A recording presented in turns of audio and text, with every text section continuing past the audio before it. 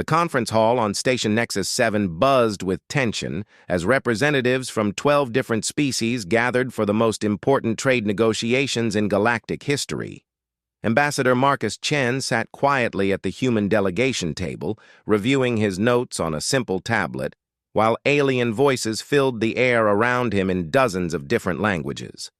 The Krillian delegation occupied the largest section of the room, their blue-scaled warriors standing at attention behind their trade minister. Each soldier wore the distinctive black armor of the Galactic Defense Corps, weapons clearly visible despite the supposed neutrality of the station. Their leader, General Vextar, made no attempt to hide his disdain for the human presence. "I still don't understand why the humans deserve a seat at this table," Vextar growled to his aide, his voice carrying across the room. "They've only been spacefaring for what? 2 centuries? My species has been exploring the galaxy for over 50,000 years. Ambassador Chen looked up from his tablet, meeting the general's eyes with a calm expression. He was unremarkable in appearance. Average height for a human, graying hair, wearing a simple diplomatic uniform without any military decorations. Nothing about him suggested he was anything more than a career diplomat pushing papers and making speeches. The Zephyrian trade representative, a tall insectoid creature named Clix, clicked his mandibles in agreement. The humans have contributed little to galactic civilization. Their technology is primitive, their military weak. Perhaps they should observe rather than participate in decisions that affect real powers. Several other species murmured their agreement. The humans had been admitted to the Galactic Trade Council only recently, and many still viewed them as an upstart species that had advanced too quickly without earning their place among the established powers. Chen set down his tablet and stood slowly. "Gentlemen, ladies, and distinguished beings," he said in perfect galactic standard, his voice carrying a strange quality that made everyone in the room suddenly pay attention. "I believe there may be some misunderstanding about humanity's qualifications for this position."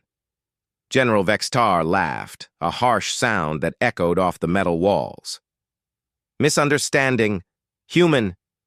Your species has never won a single major military campaign against established galactic powers. You have no significant technological innovations. Your diplomatic corps is barely a century old. What possible qualifications could you have?" The ambassador smiled, and something about that expression made the temperature in the room seem to drop several degrees. "General Vextar, I appreciate your directness. It saves time." He walked slowly around his table, hands clasped behind his back. "You're absolutely correct that humanity is new to galactic politics, but you seem to be operating under the assumption that newness equals weakness." "I'm operating under facts," Vextar snorted. "Your military record speaks for itself." "Does it?" Chen stopped walking and turned to face the Krillian general directly. "Tell me, General, what do you know about Earth's military history before we reach the stars?" "Primitive conflicts between tribes of the same species," the insectoid Clix interjected. "Hardly relevant to modern galactic warfare?" Chen's smile widened slightly. "Primitive. Yes, I suppose from your perspective it might seem that way." He activated a holographic display in the center of the room. "Let me share some context that might be illuminating." The hologram showed Earth, rotating slowly as data streams appeared around it. "For most of human history, we fought each other. Tribe against tribe, nation against nation, ideology against ideology. We became very, very good at warfare out of pure necessity. Statistics began appearing in the hologram. Casualty numbers from human wars, technological advancement timelines, strategic analyses of major conflicts." The alien representatives leaned forward despite themselves, studying the data. "In just the 20th century alone," Chen continued conversationally, We fought 2 global wars that each killed tens of millions of people. We developed increasingly sophisticated ways to destroy each other. Nuclear weapons, chemical weapons, biological agents. We created killing machines that could operate independently, strategies that could devastate entire continents. General Vextar shifted uncomfortably. Your point being? My point, General, is that when we finally unified as a species and turned our attention to the stars, we brought with us approximately 10,000 years of accumulated knowledge about how to wage war efficiently and effectively. Chen's voice remained calm, almost academic. Every strategy your people have developed over 50,000 years of galactic exploration, we developed in our cradle world out of pure necessity. The Draknari representative, a reptilian creature with scarred hide, spoke up for the first time. But you've never tested these strategies against galactic-level opponents. Theory means nothing without practice. Ah, Chen said softly. That brings us to an interesting question. General Vexitar, how many human military advisors currently serve in your own defense forces? The general's blue scales darkened slightly. That's classified information. Is it? Because according to public records filed with the Galactic Defense Council, approximately 15% of your officer training programs now include coursework developed by human strategists. The Meridian campaign against the Void touched human tactical planning, the successful defense of the Kepler mining colonies, human logistics coordination. Murmurs rippled through the room as representatives began checking their own data tablets. Chen waited patiently as the information was verified. You see, he continued, humanity has been participating in galactic conflicts for decades. We simply haven't been taking credit for it. We've been consulting. The thermal delegate, a crystalline being that communicated through heat variations, pulsed with what seemed like confusion. Why would you hide your contributions? Because, Chen said, turning to address the entire room, we learned something important from our history of warfare. Sometimes the most effective approach is to let your opponent underestimate you until the moment it becomes advantageous to reveal your true capabilities. General Vextar stood abruptly, his hand moving toward his sidearm. Are you threatening this assembly, human? The change in Chen's demeanor was subtle but unmistakable. His relaxed posture shifted into something more alert, more predatory. His eyes, which had seemed mild and diplomatic moments before, now held a calculating coldness that made several delegates step back involuntarily. General, he said quietly, I would strongly advise you not to reach for that weapon. You dare, Vextar began, but Chen cut him off with a gesture. I dare many things, General, but right now I'm simply trying to conduct a peaceful negotiation. He looked around the room slowly, making eye contact with each delegation in turn. However, since the subject has been raised, perhaps it's time for full disclosure about who exactly you're dealing with. Chen reached into his jacket, moving slowly and deliberately. Every security guard in the room tensed, but instead of a weapon, he pulled out a small identification case. He opened it and placed it on the central holographic display, where it was magnified for all to see. The silence that followed was absolute.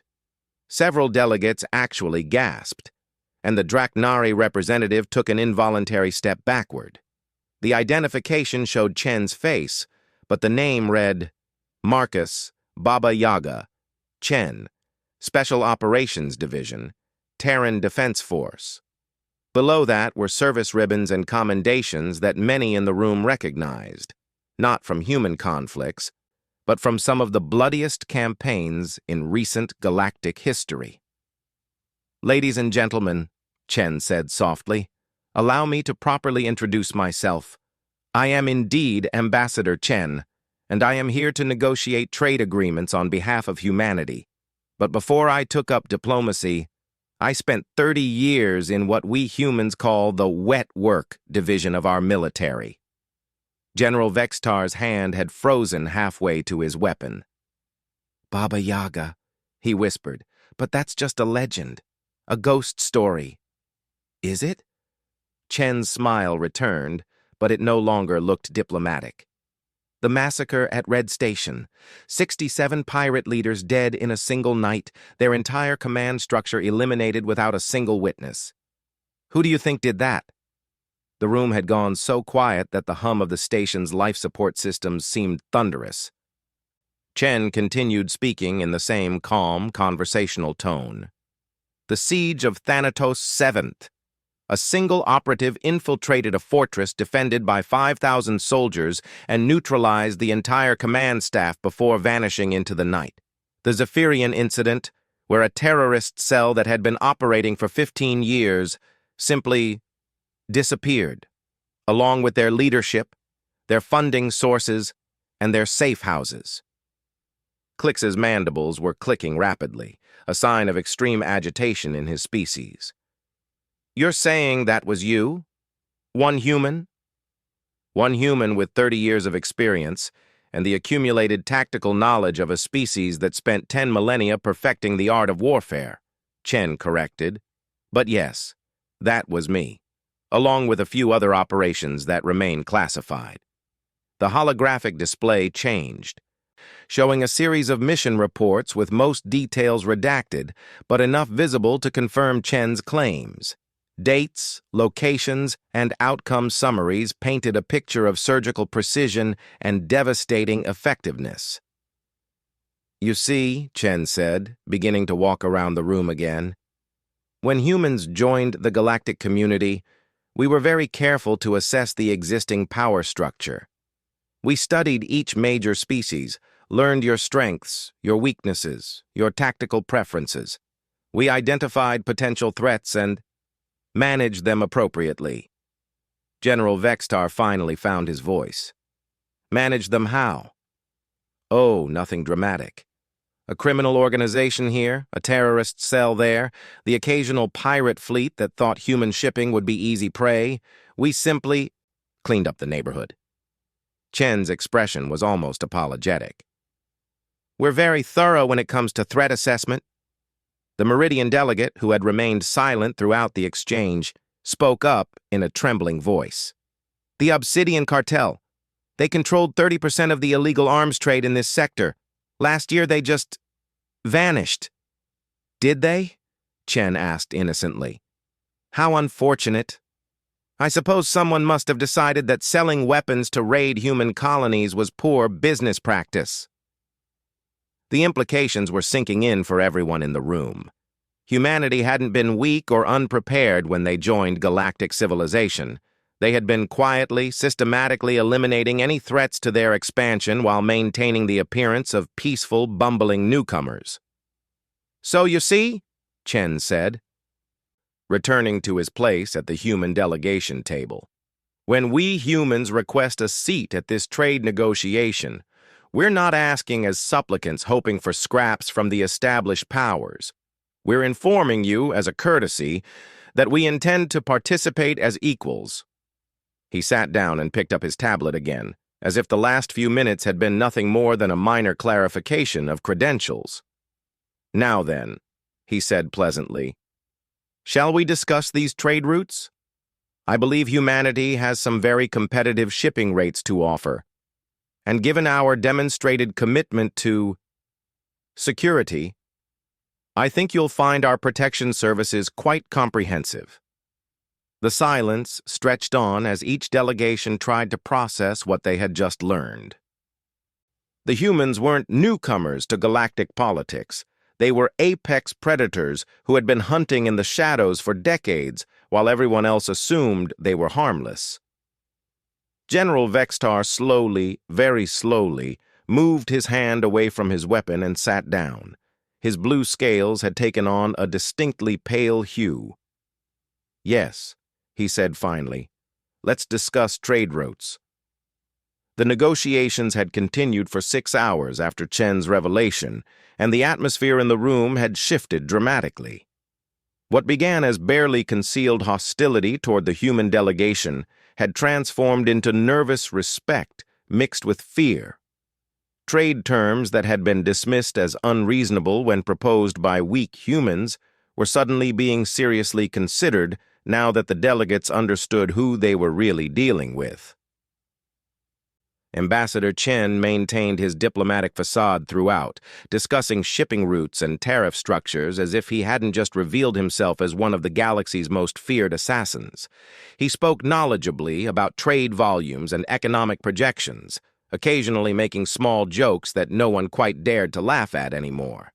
As the formal session concluded and delegates began filing out, General Vexatar lingered. He approached Chen's table with careful, measured steps, his hand conspicuously far from any weapons. "Ambassador," he said stiffly, "might I request a private word?" Chen looked up from organizing his papers, that same mild expression back on his face. "Of course, General. How can I help you?" "I need to know," Vextar said quietly, glancing around to make sure they weren't overheard. "How much danger my people are in." The question was direct enough that Chen paused his paperwork. "That depends entirely on your people, General. Are you planning to threaten human colonies? Attack our shipping? Support terrorist organizations that target our citizens?" "No," Vexatar said quickly. "The Krillian Empire has no hostile intentions toward humanity." "Then you have nothing to worry about," Chen replied simply. "Contrary to what some might believe, we don't eliminate people for sport. Every action I've taken has been in response to direct threats against human lives or interests." The general's relief was visible. "But the others?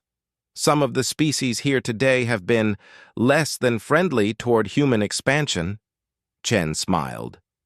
And Vextar was disturbed to realize he was becoming able to distinguish between Chen's diplomatic smiles and his predatory ones.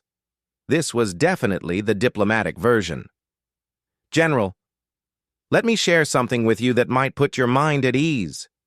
Do you know why they call me Baba Yaga? It's a human myth, isn't it? Some kind of monster? Close, but not quite right. Baba Yaga was a figure from old human folklore, sometimes a villain, sometimes a helper, but always dangerous. The important detail is that she only harmed people who came to her with evil intentions. Those who approached with respect and honest need found her surprisingly helpful." Chen finished organizing his papers and closed his tablet. "I chose that code name very deliberately, General. It's meant to be instructive." Before Vextar could respond, alarms began blaring throughout the station. Emergency lights bathed the corridors in red, and the station's automated system announced a security breach in multiple languages. Both men immediately went into combat mode, their respective training taking over. Chen's transformation was more dramatic. The mild-mannered diplomat vanished entirely, replaced by a predator scanning for threats and escape routes. "What's the situation?" Chen demanded, pulling out a small device that looked like a standard translator but was obviously something more sophisticated. Vexatar was speaking rapidly into his own communicator in the harsh syllables of Krillian military code. After a moment, he turned to Chen with a grim expression. "Dragnari Assault Team. They've taken the station's central hub and are demanding all human delegates be turned over to them for interrogation." "How many?" Chen was already moving toward a maintenance access panel, his device apparently giving him detailed station schematics. "Initial reports say 30 soldiers, heavy weapons, full assault gear." Vextar paused. "Ambassador, my security detail can escort you to the emergency evacuation." "No." The word was flat, final. Chen had the maintenance panel open and was examining the service tunnels beyond. "How many civilians are trapped in the central hub?" "What does that matter? We need to get you to safety." Chen turned to look at the general, and Vextar felt his blood chill. The man's eyes held the same cold calculation he'd seen earlier, but amplified tenfold. "General, How many civilians are trapped in the central hub? He repeated. Approximately 200. Mixed species, including some of today's junior delegates and their families. Vexatar studied Chen's expression with growing alarm. Ambassador, you can't be considering what I think you're considering. 30 Draknari soldiers, heavy weapons, fortified position, approximately 200 hostages, Chen mused, as if running through a tactical assessment. Draknari military doctrine emphasizes overwhelming firepower and psychological intimidation. They'll have the main access points covered, but probably haven't considered maintenance tunnels. Their species is too large to move effectively in confined spaces. Ambassador Chen, Vexatar said urgently, this is not your responsibility. Station security and my own forces are mobilizing. Your forces are trained for conventional warfare, not hostage rescue in confined spaces. Station security is equipped for dealing with drunk merchants and minor disputes, not a Draknari assault team. Chen was pulling equipment from hidden compartments in his diplomatic case, devices that definitely weren't standard ambassadorial tools. How long before your backup arrives? 20 minutes minimum. The Draknari will start executing hostages in 10 if their demands aren't met. That's standard doctrine for them. Chen finished his equipment check and started toward the maintenance tunnel. General, I need you to do something for me. What?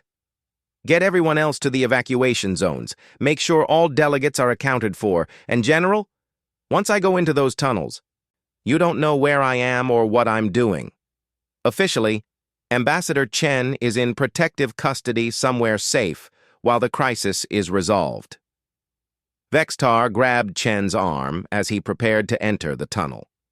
You're talking about taking on 30 elite soldiers by yourself. That's suicide. Chen looked down at the general's hand on his arm, then back up at his face. His expression wasn't angry, just patient. General, you seem to be operating under a misconception. You think I'm a diplomat who used to be a soldier. That's not correct. He gently removed Vextar's hand from his arm. I'm a soldier who sometimes does diplomatic work. With that, he disappeared into the maintenance tunnel, moving with a fluid silence that left Vextar staring at the empty opening. The general stood there for several long moments, then activated his communicator. All units, this is General Vextar. Implement emergency evacuation protocols. All delegates are to be moved to secure areas immediately. Sir, came the response, what about the human ambassador? Vexatar looked at the maintenance tunnel opening again. Ambassador Chen is safe. Focus on evacuating everyone else. Meanwhile, Chen was making his way through the station's service corridors with practiced efficiency. The maintenance tunnels were cramped and poorly lit, filled with the humming machinery that kept the station operational. For someone of his size and training, they were perfect.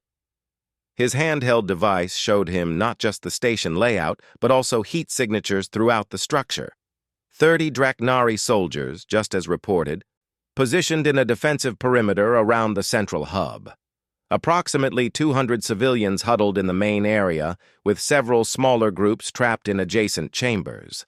The Draknari had done exactly what he'd expected, secured the main access points and settled in to wait for their demands to be met. They were confident in their superior numbers and firepower, which meant they would be unprepared for an attack from an unexpected direction. Chen reached a junction in the tunnel system and paused to check his equipment one final time. Sonic disruptors for non-lethal takedowns, plasma charges for creating diversions, a personal shield generator rated for military-grade weapons, and secured in a custom holster, a weapon that looked deceptively like a standard diplomatic sidearm, but was actually something much more sophisticated. He also had something the Draknari couldn't account for, detailed intelligence about their species, their tactics, and their weaknesses. Information gathered during decades of careful observation and preparation. Draknari soldiers were heavily armored and physically powerful, but their armor had vulnerable points at the joints. Their weapons were devastating at long range, but less effective in close quarters. Most importantly, they relied heavily on visual targeting systems that could be disrupted. Chen activated a small device that began emitting a specific frequency of electromagnetic interference. Throughout the central hub, Draknari targeting systems would be experiencing random glitches and false readings. He emerged from the tunnel system in a storage room adjacent to the main hub, moving with absolute silence. Through a small observation window, he could see the hostage situation clearly. The Draknari soldiers were arranged in a defensive formation, using the civilians as human shields while maintaining clear fields of fire toward all known entrances. Their leader, identifiable by the red markings on his armor, was speaking into a communicator, presumably delivering ultimatums to station security. Chen studied the scene for 30 seconds, memorizing positions, weapon placements, and civilian locations. Then he began to move. The first Draknari soldier never knew what hit him. Chen emerged from the storage room behind the defensive perimeter and struck with surgical precision. A sonic disruptor at point-blank range shut down the soldier's nervous system without triggering his armor's alert systems. Chen dragged the unconscious form back into the storage room and quickly stripped the soldier of weapons and communication equipment. Then he began working his way around the perimeter. One by one, the outer guards disappeared. Chen moved like a ghost through areas the Draknari thought were secure, using their own tactics against them. He created small distractions to draw individual soldiers away from their positions, then eliminated them silently before moving on to the next target. By the time the Draknari realized they were under attack, their force had been reduced by more than half without a single shot being fired. "Report!" the squad leader barked into his communicator. "Perimeter teams, respond!" Silence. "Alpha team, Beta team, someone answer!" Chen's voice came from the squad leader's own communication system, somehow having hacked into their frequency.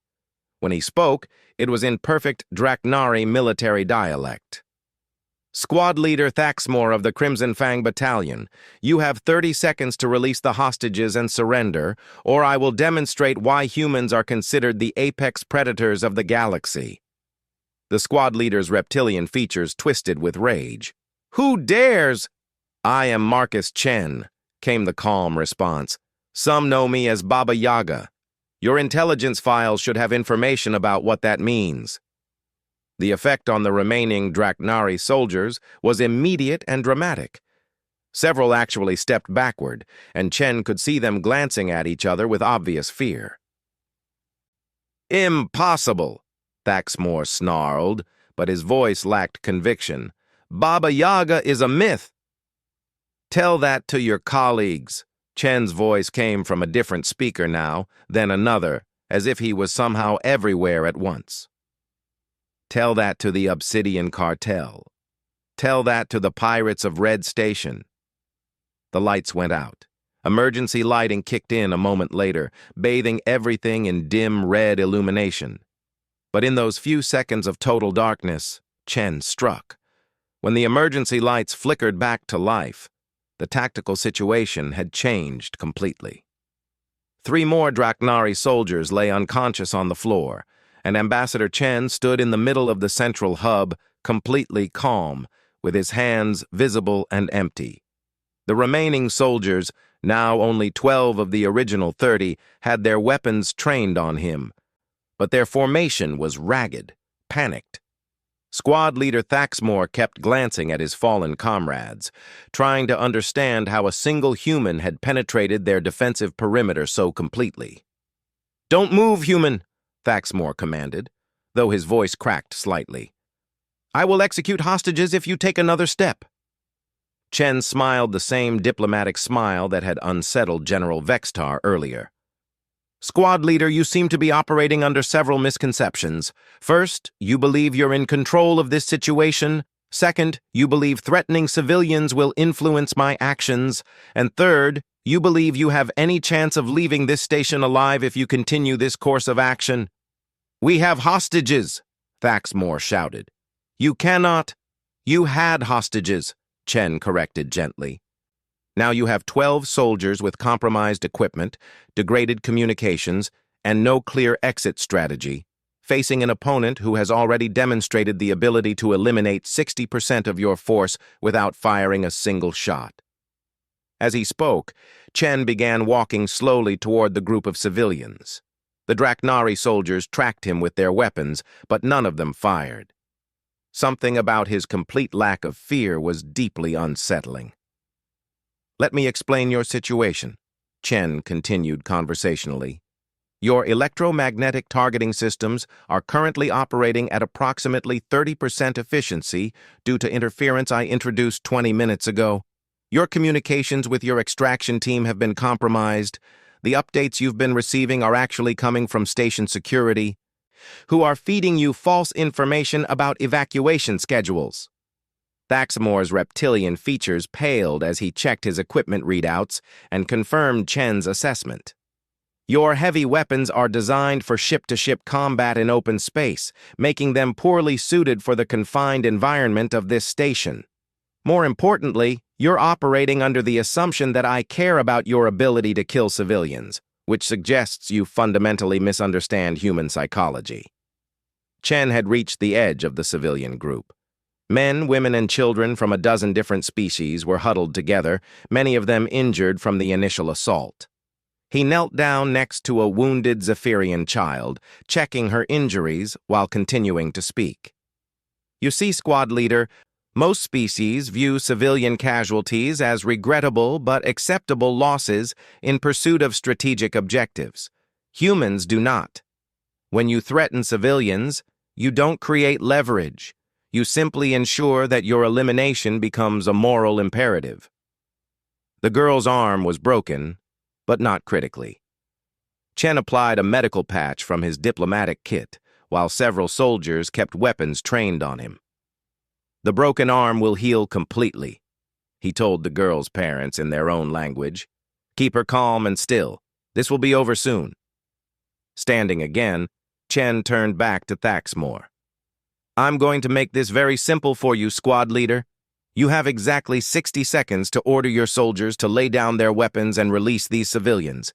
If you comply, you'll be treated according to the Geneva Convention protocols for prisoners of war. If you refuse—" He let the sentence hang in the air. "You'll what?" Thaxmore demanded.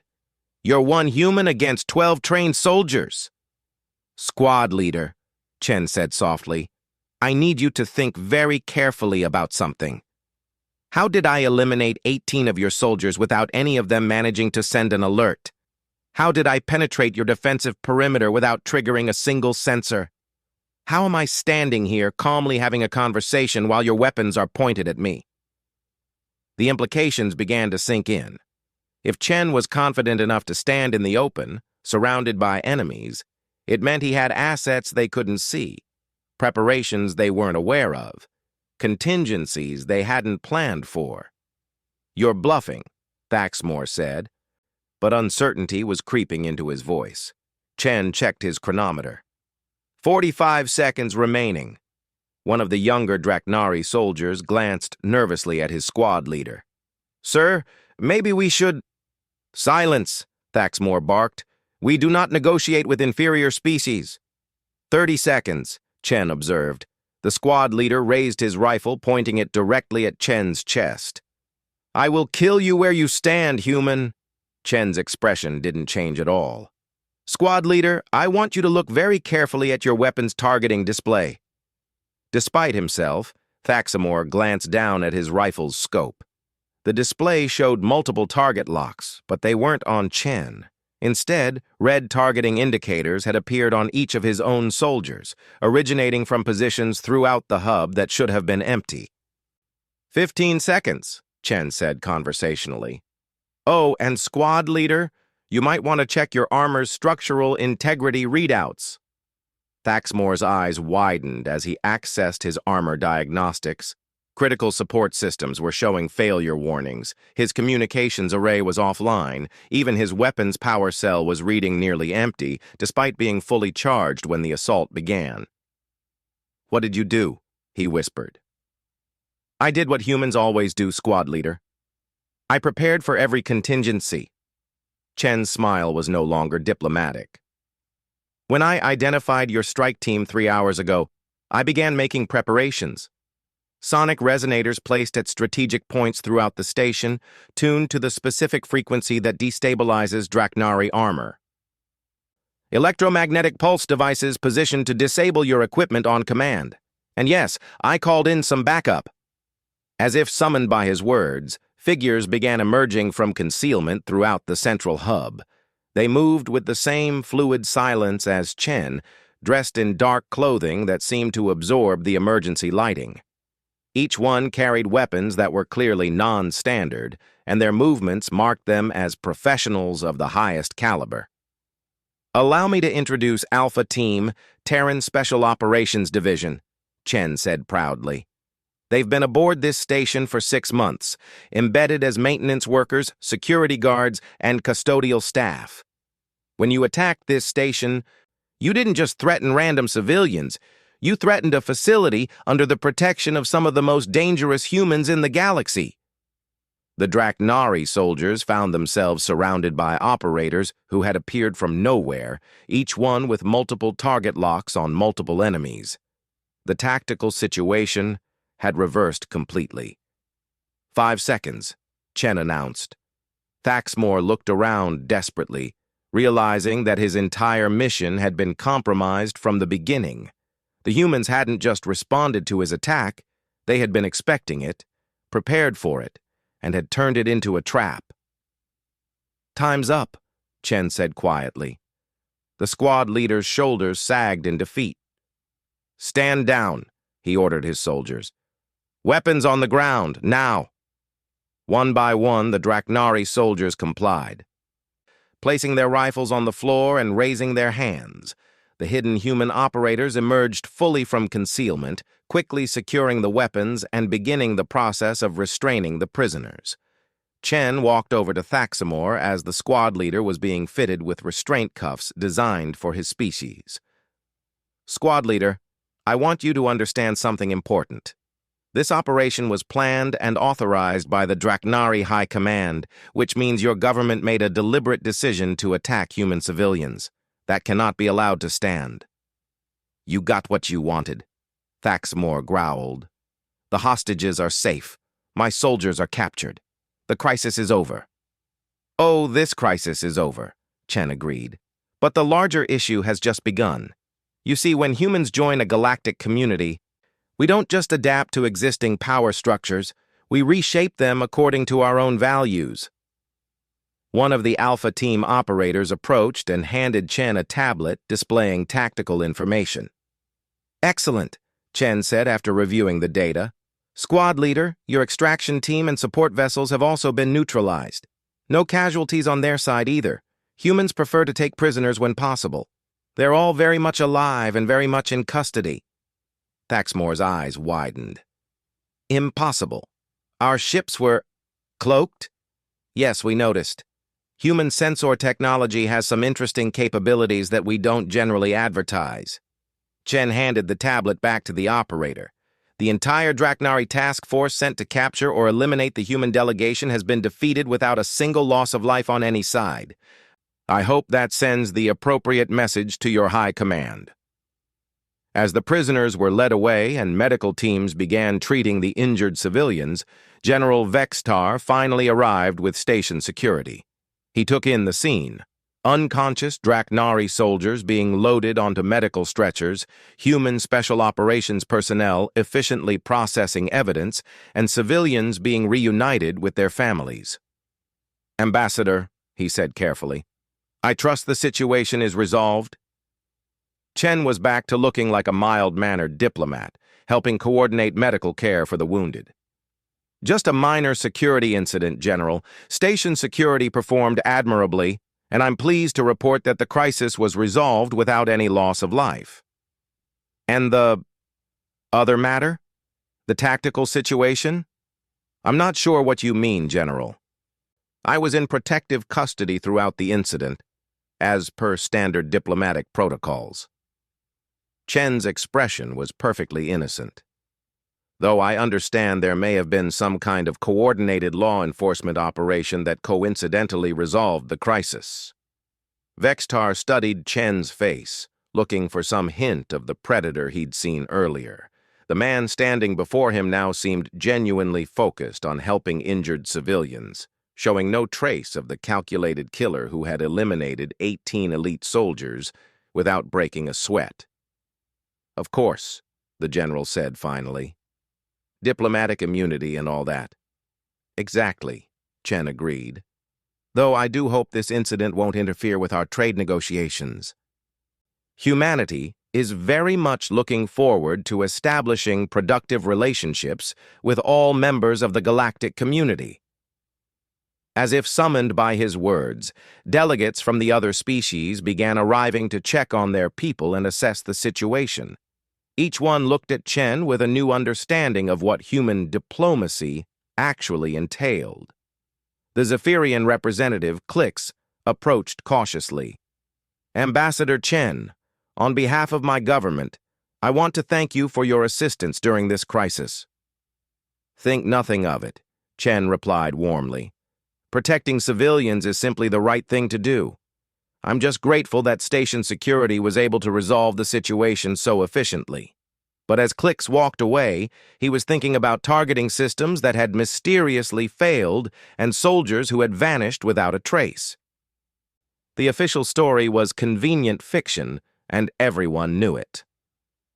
Over the next few hours, as the station returned to normal operations and the trade negotiations resumed, word of the incident spread throughout the galactic communication networks. The official reports described a failed terrorist attack thwarted by coordinated security efforts. The unofficial reports, whispered in private conversations and encrypted communications, told a very different story. They spoke of a human diplomat who had single-handedly dismantled an elite military unit, of soldiers who had simply vanished in the darkness, of weapons and equipment that had failed at crucial moments for no explainable reason, of a mysterious figure known as Baba Yaga who had walked among enemies like death itself. By the time Ambassador Chen returned to Earth 6 months later, carrying signed trade agreements that were far more favorable to humanity than anyone had expected, his reputation had spread throughout the galaxy, not as a diplomat, but as something far more dangerous. The message was clear to every species in the galactic community. Humanity was not seeking a place at the table as supplicants. They were claiming their position as apex predators, and anyone who threatened human interests would face consequences that were swift, decisive, and absolutely final. The age of human diplomacy had begun, backed by the most effective military force the galaxy had ever seen. And at the center of it all was a mild-mannered man who reviewed trade agreements by day and hunted monsters by night, ensuring that humanity's expansion into the stars would proceed without interference. The galaxy had learned a new truth. Humans were not the weakest species to join the galactic community. They were the most dangerous. And they had been hiding in plain sight for decades, waiting for the right moment to reveal exactly what they were capable of. Ambassador Marcus Baba Yaga Chen returned to his quarters that evening, filed his diplomatic reports, and prepared for the next day's negotiations. Because for humanity, the real work was just beginning.